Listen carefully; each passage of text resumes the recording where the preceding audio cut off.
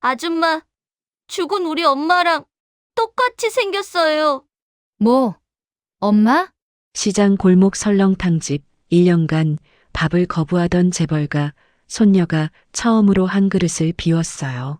설렁탕을 떠주는 여자의 얼굴이 1년 전 세상을 떠난 엄마와 너무도 똑같았거든요. 일심그룹 회장은 벤츠를 몰고 그 국밥집을 찾았고 한 숟가락 먹는 순간 30년 전 헤어진 아내가 끓여주던 바로 그 맛에 눈물을 흘렸답니다. 일심그룹 회장 김병권의 저택은 숨소리조차 삼켜버릴 것 같은 정적에 잠겨 있었어요. 넓디 넓은 거실 한가운데 놓인 케이크 위로 숫자 8 모양의 초가 천천히 녹아내리고 있었죠. 회장 김병권이 손수 골라온 손녀 김주아의 생일 케이크였어요. 딸기 생크림 케이크. 주아가 예전엔 자다가도 벌떡 일어날 정도로 좋아하던 바로 그 케이크였거든요.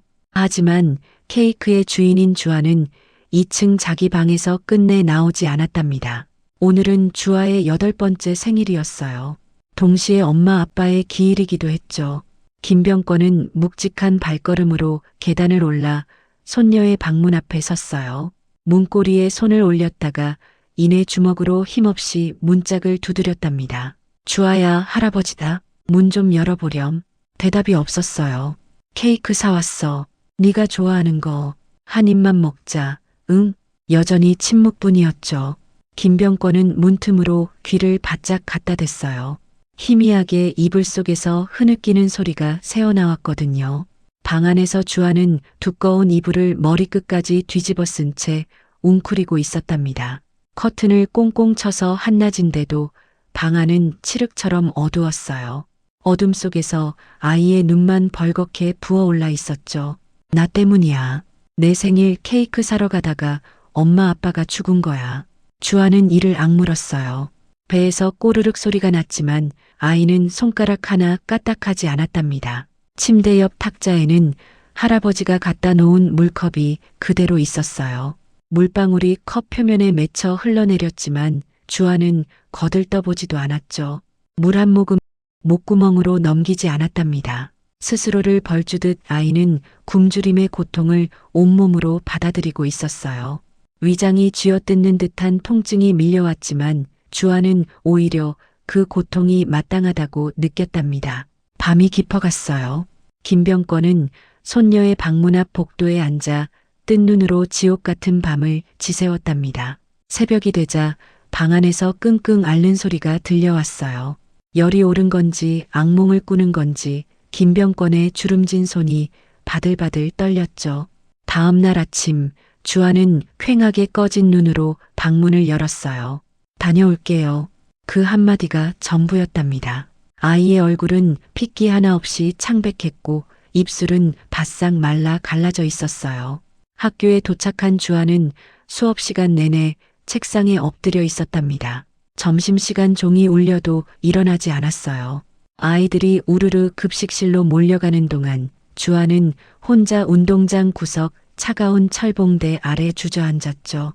12월 찬바람이 옷 사이로 파고들었지만 아이는 추운 줄도 몰랐답니다. 그저 멍하니 허공을 바라볼 뿐이었어요. 그때였어요. 야, 너 왜 여기 있어? 안 추워? 누군가 주아의 어깨를 툭 쳤답니다. 고개를 들자 같은 반 김수민이 서 있었어요. 수민의 몸에서 묘하게 구수하고 따뜻한 냄새가 풍겼죠. 설렁탕집 딸 특유의 냄새였답니다. 너 어제 생일이었다며? 근데 왜 굶고 있어? 주아는 대답할 힘조차 없었어요. 고개를 떨구려는 순간 수민이 주아의 손목을 덥석 잡아챘답니다. 일어나. 우리 엄마 가게 가자. 싫어. 우리 엄마 설렁탕은 마법이야. 진짜로 먹으면 힘이 불끈 솟는다니까. 늦었지만 생일 파티 해줄게. 수민의 손은 난로처럼 따뜻했어요. 그 온기가 주아의 얼어붙은 손끝을 타고 심장까지 전해졌죠. 배에서 또다시 꼬르륵 소리가 났답니다. 주아는 거절하려 했지만 본능적인 허기에 이끌려 비틀거리는 다리로 수민을 따라 나섰어요. 학교 뒷문으로 내달리는 두 아이의 뒤로 검은 양복 차림의 남자들이 바짝 뒤따랐답니다. 1심그룹 경호원들이었죠. 회장님, 주아 아가씨가 친구로 보이는 아이 손을 잡고 뛰고 계십니다. 제지할까요? 전화기 너머로 다급한 보고가 들어갔어요. 김병권은 회장실에서 경호원들이 보내준 사진을 뚫어지게 바라보았답니다. 손녀가 웃고 있었어요. 1년 만에 처음 보는 웃음이었죠. 어색하고 희미했지만 분명히 웃음이었답니다. 김병권의 눈가가 붉어졌어요. 아니다. 그냥 둬라. 위험하지만 않게 멀리서 지켜보기만 해. 경호원들이 그림자처럼 물러났답니다. 두 아이는 신나게 학교 담장을 빠져나갔어요. 시장으로 가는 골목길이었죠. 갑자기 화려한 등산복 차림의 중년 여자가 아이들 앞을 가로막았답니다. 아파트 부녀회장 방희숙이었어요. 어머머, 너 또 쪽문으로 다니지 않고? 임대 사는 애가 왜 자꾸 정문으로 다녀? 수미는 익숙하다는 듯 주아의 손을 꽉 움켜쥐었어요. 저 아줌마 또 저러네. 주아야, 빨리 가자. 수미는 방희숙을 휙 지나쳐 달리기 시작했답니다. 주아도 따라 뛰었어요. 어휴, 저거. 어른이 말하는데 휙 가는 꼴 좀 봐. 집에서 가정교육을 어떻게 시키는 거야? 버릇없어, 아주. 방희숙의 혀차는 소리가 등 뒤로 멀어져 갔어요. 시끌벅적한 시장 골목을 지나 낡은 간판이 달린 가게 앞에 도착했답니다. 김신의 설렁탕. 페인트가 벗겨진 간판 아래로 하얀 김이 모락모락 피어오르고 있었어요. 유리문에는 손글씨로 쓴 메뉴판이 붙어 있었고 문틈으로 새어나오는 열기가 12월 찬 공기와 부딪혀 뿌옇게 번졌죠. 다 왔다. 여기야. 수민이 문을 열었어요. 그 순간 구수한 육수 냄새가 주아의 코끝을 감쌌답니다. 뼈를 푹 고운 깊은 향이었어요. 파향과 마늘향이 어우러진 그 냄새가 피부 깊숙이 스며들었죠. 주아의 텅 빈 위장이 꿈틀거렸답니다. 수민아, 왔어? 주방에서 한 여자가 앞치마로 손을 닦으며 나왔어요. 김진경이었답니다. 이마에 땀방울이 송골송골 맺혀 있었고 볼은 주방 열기 탓에 발그레했어요.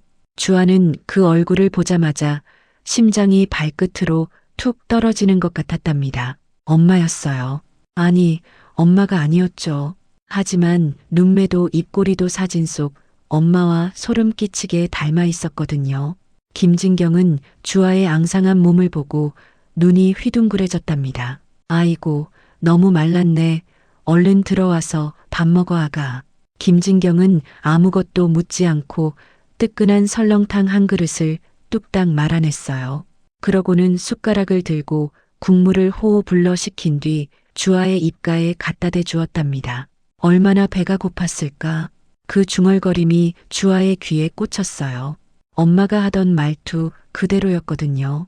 국물이 목구멍으로 넘어가는 순간 주아의 몸속에서 무언가가 터졌다. 1년 동안 꽁꽁 얼어붙어 있던 식욕이 폭발했어요.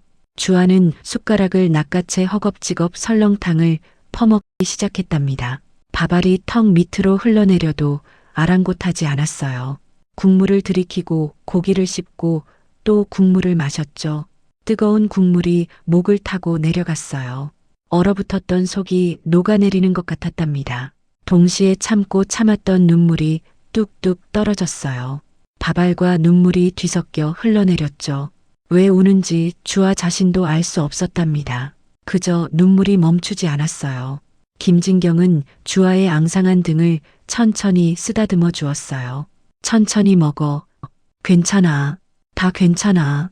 그 손길에 주아는 결국 숟가락을 놓고 엉엉 울음을 터뜨렸답니다. 김진경의 손길이 엄마와 너무도 비슷했거든요. 저녁 무렵 집에 돌아온 주아의 얼굴에는 1년 만에 처음으로 복숭아빛 혈색이 돌았어요. 현관문이 열리자마자 주아는 할아버지 김병권에게 달려갔답니다. 할아버지, 나 오늘 엄마랑 똑같이 생긴 아줌마 봤어. 밥도 먹었어. 진짜야. 김병권은 손녀의 말에 멈칫했어요. 경호원에게 시장 설렁탕집에 다녀온 건 보고받았지만 엄마를 봤다는 건 무슨 소리인지 알 수 없었죠. 김병권은 무겁게 고개를 저으며 손녀를 품에 끌어안았답니다. 어제까지 호되게 앓고 난 아이였거든요.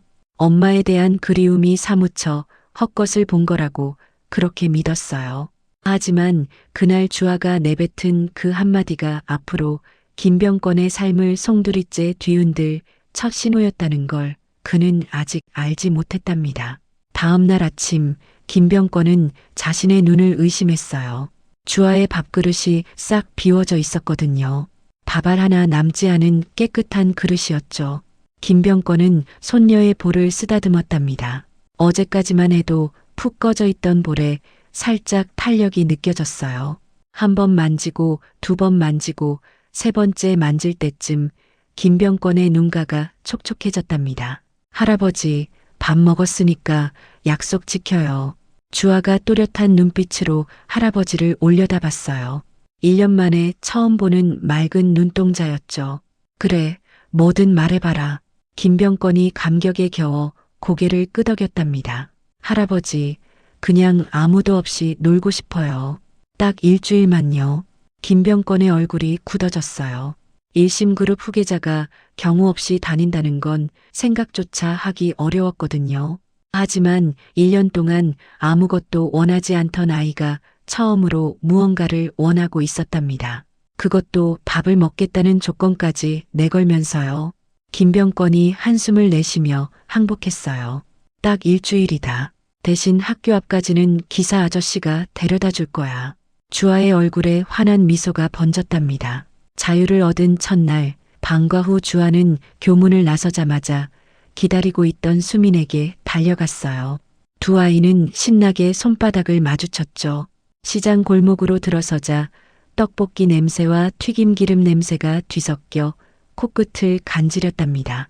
주아에게는 모든 것이 신세계였거든요. 김씨네 설렁탕 앞에 도착하자 유리문이 열리며 김진경이 얼굴을 내밀었어요. 우리 주아 또 왔네. 오늘은 기분 좋아 보인다. 김진경의 얼굴에 반가움이 가득했죠. 주아는 괜히 볼이 발그레해졌답니다. 김진경이 주아의 허리에 앞치마를 둘러주었어요. 오늘은 특별히 고기 많이 넣었다. 우리 주아 살 좀 쪄야지. 잠시 뒤 김이 모락모락 피어오르는 설렁탕이 주아 앞에 놓였어요. 평소보다 고기가 두툼하게 얹혀 있었답니다. 주아가 뜨거운 국물을 후후 불며 먹기 시작하자 김진경이 옆에 앉았죠. 김진경은 배추김치를 집어먹기 좋은 크기로 찢어서 주아의 밥 위에 살포시 올려주었답니다. 밥과 김치와 국물이 한데 어우러진 맛이 혀 위로 퍼졌어요. 주아의 눈이 동그래졌죠. 김진경의 투박하지만 따뜻한 손길에서 주아는 기억 속 엄마의 온기를 느꼈답니다. 저녁이 되어 집에 돌아온 주아를 보고 김병권은 현관에서부터 변화를 감지했어요. 창백하던 얼굴에 홍조가 돌았거든요. 무엇보다 집안 사람들에게 씩씩하게 인사하는 모습이 달랐답니다. 식사 시간, 김병권은 또 한 번 놀랐어요. 깨작거리기만 하던 주아가 젓가락질을 힘차게 하며 반찬을 집어먹고 있었거든요. 김병권이 손녀의 등을 토닥이다가 코를 킁킁거렸답니다. 묘한 냄새가 났죠. 매콤한 양념 냄새, 그리고 손에서 풍기는 알싸한 마늘 냄새. 시장통에서나 맡을 수 있는 냄새였거든요.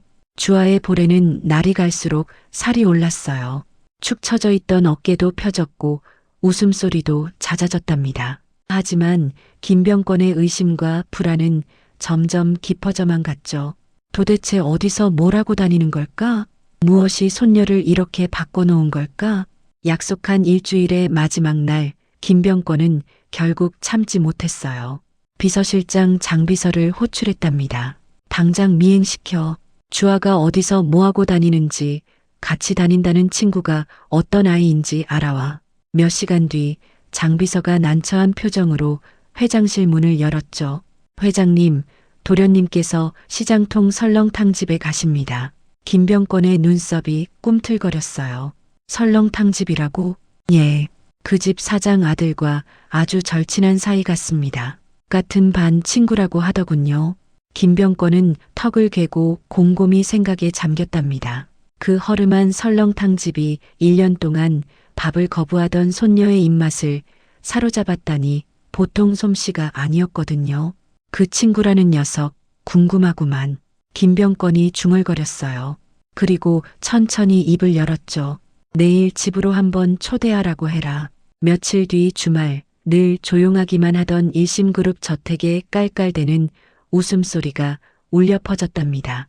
1년 동안 단 한 번도 듣지 못한 소리였거든요. 손녀 주아의 웃음소리였어요. 김병권은 구두도 벗지 않은 채 거실로 달려갔죠. 대리석 바닥에 구두 굽이 닿는 소리가 다급하게 울렸답니다. 거실 한복판은 그야말로 난장판이었어요.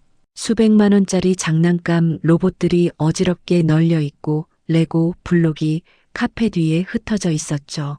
리모컨 자동차가 뒤집힌 채 바퀴를 헛돌리고 과자 부스러기가 소파 쿠션 사이에 끼어 있었답니다. 그 사이에서 두 아이가 뒤엉켜 뒹굴고 있었어요.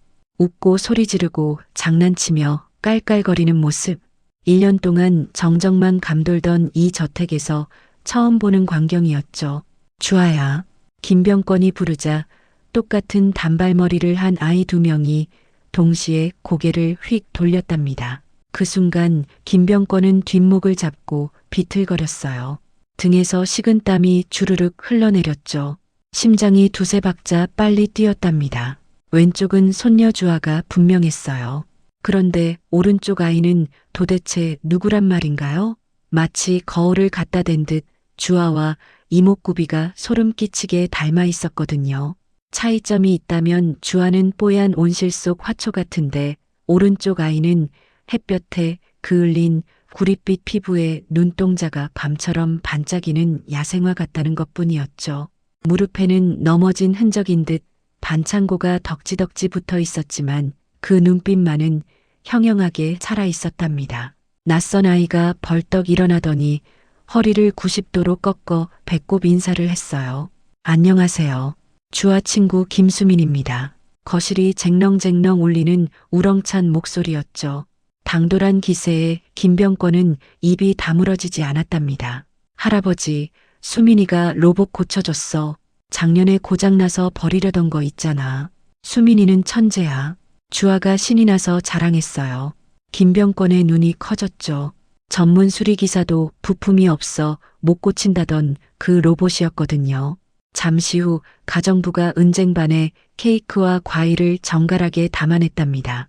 딸기가 얹힌 생크림 케이크와 한 입 크기로 깎은 과일들이 먹음직스럽게 놓여 있었어요. 김병권은 맞은편 소파에 앉아 아이들을 지켜봤죠. 차잔을 손에 들었지만 차를 마시는 둥 마는 둥 시선은 온통 수민에게 쏠려 있었답니다. 아무리 봐도 이상했어요. 세상에 닮은 사람은 많다지만 이건 쌍둥이라고 해도 믿을 판이었거든요. 그때였어요. 수민이 딸기 케이크를 한 입 크게 베어 물었답니다. 맛있다. 그러고는 왼쪽 눈을 반달처럼 접으며 습관처럼 찡긋 웃었죠. 순간 김병권이 들고 있던 차잔을 딸그락 소리나게 내려놓았어요. 손끝이 덜덜 떨려왔답니다. 그 버릇, 맛있는 걸 먹을 때마다 왼쪽 눈을 찡긋거리는 행동. 1년 전 세상을 떠난 큰딸의 버릇이었거든요. 30년도 더 전, 이 저택 바로 이 소파에서 어린 딸을 무릎에 앉혀놓고 케이크를 먹일 때마다 보았던 그 표정이었죠. 김병권의 등골을 따라 식은땀이 한 줄기 흘러내렸답니다. 얼굴은 손녀와 판박이인데 버릇은 죽은 딸을 쏙 빼닮은 아이. 이 기묘한 우연 앞에서 재벌 회장의 이성은 마비되었답니다. 김병권이 떨리는 목소리로 겨우 입을 열었어요. 수민이라고 했나? 부모님은 뭐 하시는 분이고? 수민이 해맑게 웃으며 대답했죠. 우리 엄마는 시장에서 설렁탕 팔아요. 설렁탕 맛이 엄청나요. 아빠는 없어요. 수민의 말이 끝나자 김병권은 들고 있던 차잔을 떨어뜨릴 뻔했답니다. 차잔이 받침대에 부딪혀 딸그락 소리가 났어요. 김병권의 뇌리에 며칠 전 주아가 했던 말이 번개처럼 스쳤죠. 할아버지, 나 오늘 엄마랑 똑같이 생긴 아줌마 봤어. 그때는 아이가 길을 앓고 나서 그리움에 헛소리를 한다고 생각했었거든요. 하지만 지금 눈앞에 수민을 보니 모든 퍼즐이 맞춰지는 것 같았답니다. 주아와 똑같이 생긴 얼굴, 죽은 딸의 버릇을 가진 아이. 그리고 주아가 엄마로 착각할 만큼 닮았다는 설렁탕집 여자. 더 이상 우연이라 치부할 수 없었어요. 김병권은 혼란과 충격에 휩싸여 관자놀이가 터질 것만 같았답니다. 죽은 딸이 살아 돌아올 리는 없지만 눈앞의 아이에게서 자꾸만 딸의 그림자가 어른거렸거든요. 그날 밤 수민이 돌아간 뒤 김병권은 서재에 틀어박혔어요. 스탠드 불빛만이 희미한 방, 책상 위에는 죽은 딸의 영정사진이 놓여 있었답니다. 김병권은 떨리는 손으로 사진 속 딸의 얼굴을 쓰다듬었어요. 오늘 네 어릴 적 모습과 똑같은 아이를 봤다. 이게 도대체 무슨 조화냐? 대답 없는 사진 속 딸은 환하게 웃고 있을 뿐이었죠. 김병권은 밤새 서재에서 나오지 않았답니다. 영정사진 앞에 웅크리고 앉아 뜬 눈으로 밤을 지샜어요. 의구심과 두려움 그리고 일말의 기대감이 가슴속에서 뒤엉켜 그를 괴롭혔거든요. 동이 트자 김병권은 장비서를 호출했답니다. 오늘 일정 다 비워. 그리고 차 대기시키지 마라. 장비서가 당황한 표정을 지었어요. 회장님, 어디 가십니까? 제가 모시겠습니다. 김병권은 굳게 담은 입술을 천천히 열었죠. 눈빛이 번뜩였답니다. 아니, 나 혼자 간다. 내 눈으로 직접 확인해야겠어. 장비서는 회장의 서늘한 기세에 눌려 더 이상 말리지 못하고 고개를 숙였어요. 장비서가 물러간 뒤 김병권은 창밖을 바라봤답니다. 아침 햇살이 비추는 정원 너머 시장 어딘가에 있다는 그 허름한 설렁탕집, 그곳에 모든 답이 있을 것만 같았거든요. 68년 인생에서 처음으로 김병권은 수행원 하나 없이 홀로 시장통을 걸을 준비를 마쳤어요. 재벌 회장이 아닌 진실을 쫓는 한 아버지의 얼굴로 저택의 육중한 문이 천천히 열렸답니다. 다음 날 점심 번쩍이는 검은색 대형 세단 한 대가 비좁은 재래시장 골목으로 힘겹게 들어섰어요. 김병권은 30년 만에 직접 운전대를 잡았답니다. 그동안은 늘 기사가 모시는 뒷좌석이 그의 자리였거든요. 핸들을 쥔 손바닥은 이미 땀으로 흥건했어요. 좁은 골목 탓에 사이드 미러가 가게 차양에 스칠 듯 아슬아슬했고 뒤따르던 배달 오토바이가 답답하다는 듯 빵빵 경적을 울려댔죠. 김병권은 식은 땀을 뻘뻘 흘리며 몇 번의 버벅거림 끝에 간신히 가게 근처에 차를 세웠답니다. 시장 상인들이 수군거렸어요. 저런 비싼 차가 여길 왜 왔대? 김병권은 괜히 어깨를 움츠렸답니다. 재벌 회장으로서 당당하게 살아온 세월이 무색하게 이 좁은 골목에서는 그저 서툰 운전자에 불과했거든요. 잠시 뒤 내비게이션이 목적지를 알렸어요. 낡은 간판 하나가 골목에 조용히 걸려 있었답니다. 김신의 설렁탕. 햇볕에 바래고 페인트가 벗겨진 오래된 간판이었죠. 김병권은 낡은 유리문을 밀고 들어섰어요. 맑고 청아한 목소리가 들려왔답니다. 어서 오세요. 편하신 자리에 앉으세요. 김병권의 시선이 저절로 주방 쪽으로 향했죠.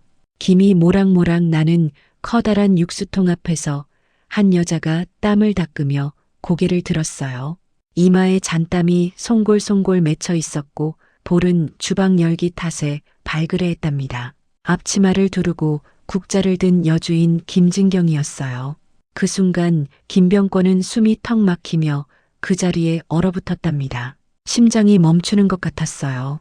아니, 멈춘 건지 미친 듯이 뛰는 건지 분간이 되지 않았죠. 나이야.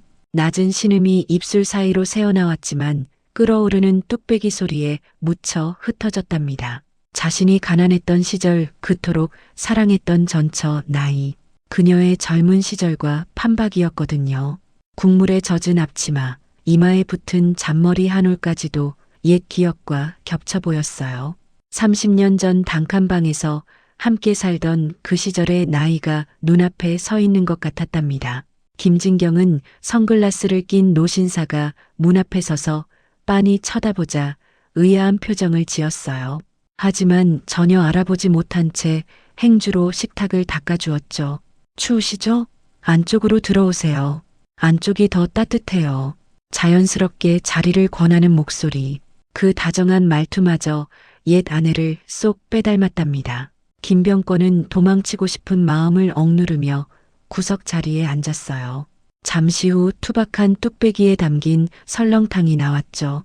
하얀 김이 모락모락 피어올랐답니다. 뚝배기 위로 파가 송송 뿌려져 있었고 뽀얀 국물 속에서 고기가 통통하게 불어있는 모양새였어요. 냄새만 맡았는데도 코끝이 찡해졌답니다. 김병권은 덜덜 떨리는 손으로 숟가락을 집었어요. 국물을 한 숟가락 떠서 입안에 넣는 순간 선글라스 밑으로 눈물이 주르륵 흘러내렸답니다. 입안 가득 퍼지는 깊고 진한 맛. 그것은 수십 년 전 단칸방 월세살이 할 때 아내 나이가 끓여주던 바로 그 장맛이었거든요. 사고를 구할 돈이 없어서 돼지뼈를 푹 고아 만들던 그 설렁탕. 추운 겨울날 연탄불로 데워서 정성껏 끓여내던 가난한 시절의 보양식이었죠. 온갖 산의 진미를 다 먹어본 김병권이지만 이 투박한 국물 맛은 그 무엇으로도 흉내낼 수 없는 그리움 그 자체였답니다. 목구멍으로 뜨거운 국물이 넘어가는 건지 눈물이 넘어가는 건지 알 수가 없었어요. 김병권은 물기를 머금은 목소리로 김진경에게 말을 건넸죠. 사장님, 이 육수 비법이 뭡니까? 젊은 사람 솜씨가 아닌데. 김진경은 칭찬에 기분이 좋은 듯 수줍게 웃었답니다. 사실 제 실력은 아니고요. 엄마가 남겨주신 수첩대로만 끓인 거예요. 엄마가 아빠한테 해주던 방식이라는데요. 저는 얼굴도 잘 모르는 아빠지만 그 양반 입맛이 참 까다로웠나 봐요. 레시피가 엄청 복잡하거든요. 김진경의 무심한 한마디가 김병권의 가슴에 비수처럼 꽂혔어요. 입맛 까다롭다. 그 말을 들을 때마다 웃으며 당신 입맛이 까다로워서 내가 요리 실력이 늘었어 하던 나이의 목소리가 귓가에서 생생하게 되살아났거든요. 김병권은 더 이상 그 자리에 앉아 있을 수가 없었답니다. 터져나오는 혼란스러움을 국물과 함께 억지로 삼켰어요. 마지막 국물까지 비우고 숟가락을 내려놓았죠.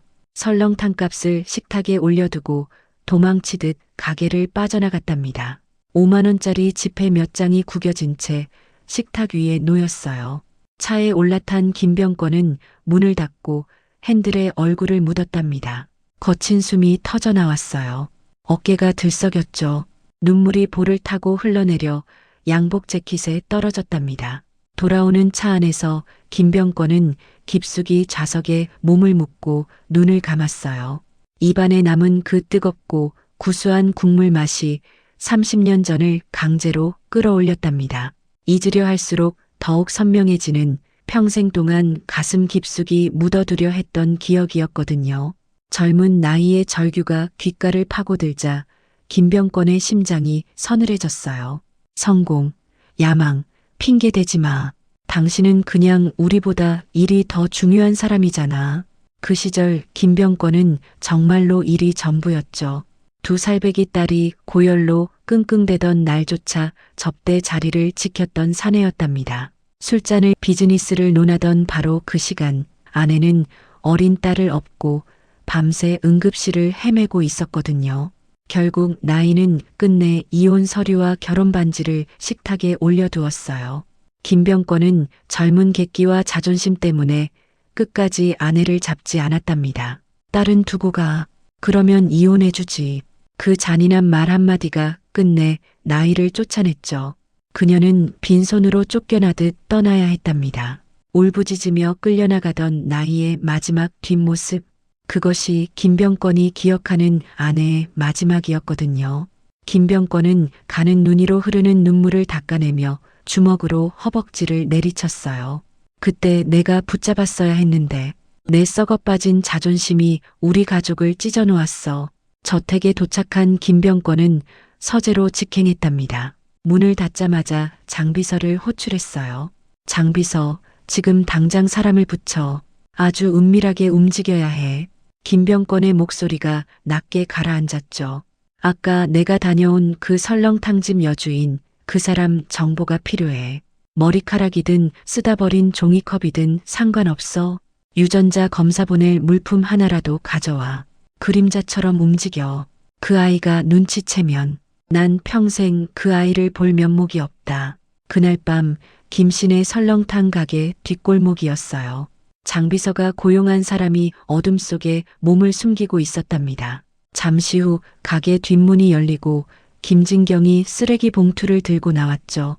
봉투를 수거함에 내려놓고 김진경은 피곤한 듯 기지개를 한번 켜고 다시 안으로 들어갔답니다. 문이 닫히는 소리가 나자마자 어둠 속에 있던 사내가 바람처럼 움직였어요. 김진경이 버린 봉투를 낚아채 순식간에 골목을 빠져나갔죠. 봉투 안에는 김진경이 하루 종일 입을 대고 마신 찌그러진 생수병이 들어 있었답니다. 늦은 밤 물건을 건네받은 김병권은 자신의 머리카락을 억세게 뽑았어요. 하얀 모근이 붙은 머리카락과 확보한 생수병을 나란히 밀봉하여 장비서에게 건넸죠. 최고급 보안으로 검사 돌려. 결과는 최대한 빨리 나한테만 직접 보고해. 장비서가 고개를 숙이고 나간 뒤 홀로 남은 김병권은 창밖의 어둠을 응시했답니다. 나희야, 만약 저 아이가 내 핏줄이라면 나를 용서하지 마라. 며칠 뒤 팽팽한 공기 속에서 장비서가 누런 봉투를 책상 위에 내려놓았어요. 회장님, 결과 나왔습니다. 김병권은 손이 심하게 떨렸답니다. 봉투를 뜯는 손짓이 위태로웠어요. 스르륵 빠져나온 종이 한 장. 김병권의 시선이 붉은 글씨로 박힌 결과란에 고정되었죠. 친자 확률 99.999% 친생자 관계 성립. 종이가 손에서 흘러내리지 않도록 꽉 쥐려 했지만 눈물이 먼저 떨어졌답니다. 의심할 여지 없는 내 딸. 30년 동안 존재조차 몰랐던 내 핏줄. 김병권은 결과지를 가슴에 품고 책상에 엎드려 통곡했어요. 어깨가 들썩였죠. 68년 인생에서 이토록 서러운 울음은 처음이었답니다. 그 시각 김진경은 자신에게 다가올 재앙을 아직 알지 못했답니다. 며칠 뒤 김씨네 설렁탕 앞은 아수라장이 되어 있었어요. 아파트 분녀회장 방희숙이 회원들을 동원한 거였죠. 아침 일찍부터 여자 대여섯 명이 가게 앞에 모여 있었답니다. 가게 유리창에는 붉은 스프레이로 쓴 현수막이 흉물스럽게 걸려 있었어요. 위생 불량 설렁탕집 결사 반대, 동네 망신 김씨네는 떠나라. 붉은 글씨가 아침 햇살에 번들거렸죠. 방희숙의 여자들이 가게 입구를 가로막았답니다. 피켓을 들고 서서 들어오려는 손님들을 쫓아냈어요. 아유, 들어가지 마세요. 여기 더러워서 못 먹어요. 단골 손님 몇 명이 발길을 돌렸죠. 미안한 표정을 지으면서도 시위대를 뚫고 들어올 용기는 없었답니다. 김진경이 뛰쳐나가 현수막을 때려 했어요. 하지만 분녀 회원들이 밀치고 손을 쳐냈죠. 김진경의 손등이 빨갛게 부어올랐답니다. 어디서 행패야? 우린 소비자 권리 찾는 거야. 순간 방희숙이 몰래 주머니에서 작은 벌레 사체를 꺼내 김진경의 뚝배기에 몰래 넣었어요. 그러고는 소스라치게 비명을 질렀죠. 이게 뭐야? 바퀴벌레 아니야? 가게 안이 조용해졌답니다. 젓가락을 들던 손님들이 일제히 동작을 멈췄어요. 모든 시선이 방희숙 쪽으로 쏠렸죠. 뚝배기 안에는 작은 검은 벌레 사체가 둥둥 떠 있었답니다. 김진경이 사색이 되어 달려왔어요. 손님, 그럴 리가 없습니다. 제가 육수를 몇 번이나 거르는데요. 방희숙은 눈물까지 글썽거리며 연기를 했답니다. 여보세요? 위생가죠? 여기 설렁탕집인데요. 위생 상태가 아주 엉망이야. 당장 나와요. 손님들은 숟가락을 놓고 하나둘 가게를 떠나기 시작했어요. 김진경은 억울함을 호소할 틈도 없이 영업 정지 처분 위기에 처하고 말았죠. 엎친 데 덮친 격으로 저녁이 되자 건물주가 찾아왔답니다. 윤 사장, 미안하지만 가게 좀 비워줘. 여기저기서 민원이 너무 들어와. 청천벽력 같은 통보였어요. 김진경의 다리에서 힘이 빠졌죠. 김진경은 무릎을 꿇었답니다. 이마가 바닥에 닿을 것처럼 고개를 숙였어요. 사장님, 제발이요. 저희 가게 없으면 수민이랑 굶어 죽어요. 그때 문 밖에서 팔짱을 낀 방희숙이 코웃음을 쳤답니다. 애비도 모르는 자식이랑 사니까 가정교육이 그따위지. 근본이 없어, 근본이. 그 말이 김진경의 심장을 그대로 찔렀어요. 어제 본 낯선 노신사의 눈매, 평생 아빠 없이 자라며 들어야 했던 수군거림, 그리고 지금의 모욕까지 모든 것이 겹쳐져 머릿속이 새까맣게 타들어갔죠. 다음 날 가게 앞은 완전한 아수라장이 되었답니다. 분녀 회원들이 가게 안으로 쳐들어와 의자를 발로 찼어요. 테이블이 밀려 넘어졌죠. 와장창 그릇 깨지는 소리가 시장통을 울렸답니다. 뚝배기가 산산조각 났고 국물이 바닥에 흥건하게 퍼졌어요. 김진경은 바닥에 주저앉아 그들의 바지가랑이를 잡았답니다. 제발 그만하세요. 우리 수민이가 보고 있잖아요. 구석에 몰린 수민은 무릎을 끌어안고 웅크린 채 울고 있었어요. 그때 수민의 눈에 카운터 위 수화기가 들어왔죠. 수민은 떨리는 다리로 기어가듯 수화기에 손을 뻗었답니다. 깨진 유리 조각에 손바닥이 긁혔지만 아프지 않았어요. 기억나는 번호는 딱 하나였죠. 떨리는 손가락으로 주아에게 전화를 걸었답니다. 주아야, 나쁜 아줌마들이 우리 엄마 괴롭혀. 너무 무서워. 도와줘. 저택에서 그 전화를 받은 주아가 사색이 되었어요. 핸드폰을 든 채 서재로 뛰어들었죠. 막 친자 확인서를 보고 오열하던 김병권이 눈물 젖은 얼굴로 고개를 들었답니다. 할아버지, 수민이네 가게에 괴물들이 왔대. 순간 김병권의 젖은 눈빛이 맹수처럼 변했어요. 장비서, 당장 차 대기시켜. 경호팀 전원 출동이다. 시장 입구를 뒤흔드는 괴음이 들렸답니다. 기익, 검은색 벤츠 리무진 수십 대가 흙먼지를 일으키며 좁은 골목을 가득 메웠어요. 한 대, 두 대, 세 대. 끝이 보이지 않았죠. 엔진 소리가 우르릉거렸고 타이어가 자갈을 밟는 소리가 요란했답니다. 시장 상인들도 행패를 부리던 분녀 회원들도 입을 딱 벌렸어요. 방이숙의 눈이 휘둥그레졌죠. 며칠 전 설렁탕집 앞에서 얼핏 보았던 바로 그 차였거든요. 경호원들이 도열했답니다. 검은 양복 차림의 남자들이 일사불란하게 움직였어요. 뒷좌석 문이 열리고 김병권이 지팡이를 짚고 내렸죠. 회색 코트 자락이 바람에 펄럭였답니다. 김병권의 시선은 오직 엉망이 된 가게와 주저앉은 김진경에게 고정되어 있었어요. 헝클어진 머리카락, 찢어진 앞치마, 무릎에 피자국. 그 모든 것이 김병권의 눈에 들어왔죠. 주먹이 부들부들 떨렸답니다. 눈치 없는 방이숙이 그의 앞으로 쪼르르 달려갔어요. 아이고, 회장님, 어쩐 일로 오신 거세요? 제가 이 동네 부녀회장 방이숙입니다. 회장님, 여기 너무 지저분하죠? 안 그래도 제가 이 근본 없는 가게를 싹 정리하던 중이었습니다. 그만. 짧은 한 단어가 천둥보다 무겁게 떨어졌어요. 시장에 모인 모든 사람이 움직임을 멈췄죠. 김병권은 천천히 방이숙을 향해 고개를 돌렸답니다. 눈빛이 서슬 퍼렇게 빛났어요. 아까 뭐라 했소? 근본이 없다고? 방이숙의 얼굴이 하얗게 질렸답니다. 저 아이가 바로 내 딸이다. 김병권의 고함 소리가 시장통을 쟁렁쟁렁 울렸어요. 분노를 넘어선 피 끓는 아버지의 절규였죠. 방이숙의 얼굴에서 핏기가 완전히 빠져나갔답니다. 다리가 풀려 그 자리에 털썩 주저앉았어요. 장비서, 당장 법무팀 풀어서 구청의 영업 정지 처분 무효화시켜. 그리고 저 여자들은 기물훼손, 영업 방해로 하나도 빠짐없이 죗값을 치르게 해라. 경호원들이 방이숙과 부녀회장들, 회원들을 끌어내기 시작했답니다. 회장님, 몰랐습니다. 한 번만 살려주세요. 방이숙이 발버둥 쳤지만 아무도 거들떠보지 않았어요. 비명소리가 멀어지고 난장판이 정리되자 가게 안에는 무거운 정적만이 감돌았죠. 김병권은 지팡이를 옆에 내려놓았답니다. 그리고 천천히, 아주 천천히 김진경 앞에 무릎을 꿇었어요.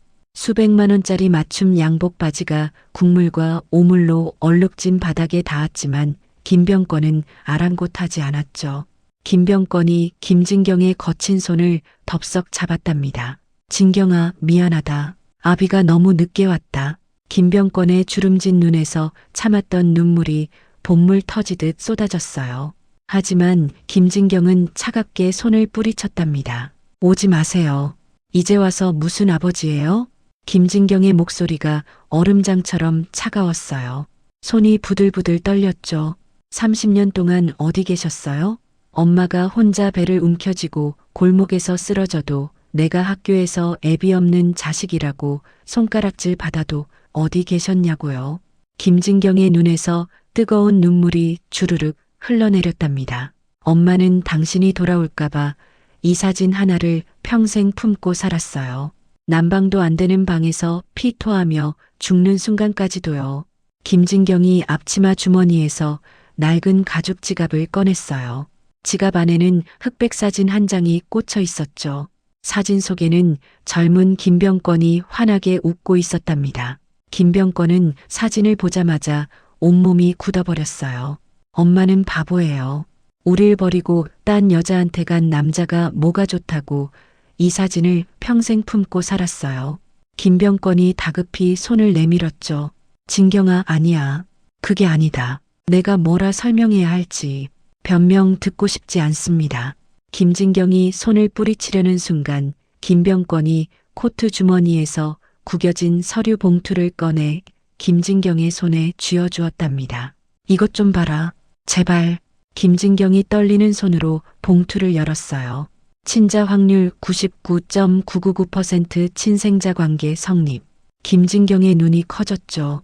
김병권이 떨리는 목소리로 말했답니다. 나도 몰랐다. 내가 세상에 존재하는 줄도 몰랐어.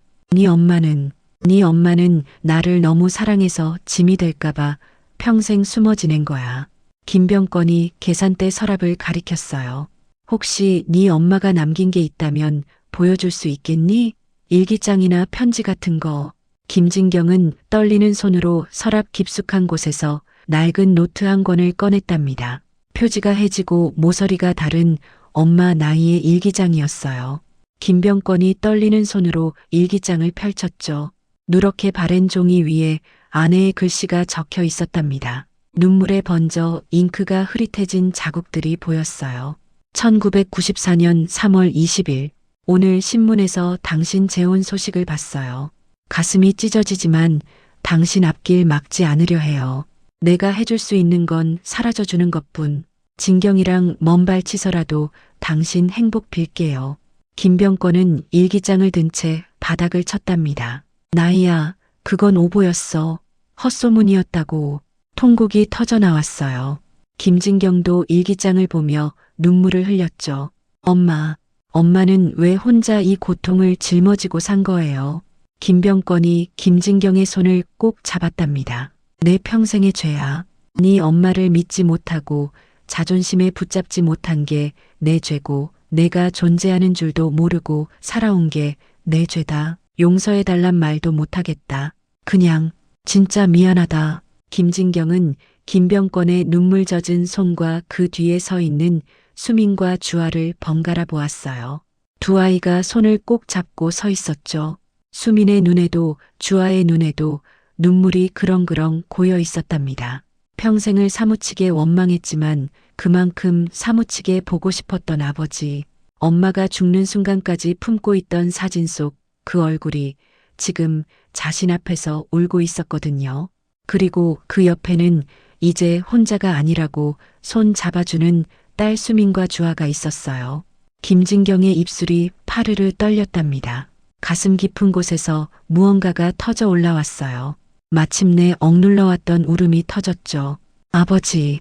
그 한마디에 30년의 원망과 그리움이 모두 담겨 있었답니다. 김병권은 오열하는 딸을 부서질 듯 조심스레 끌어안았어요. 그래, 내 새끼.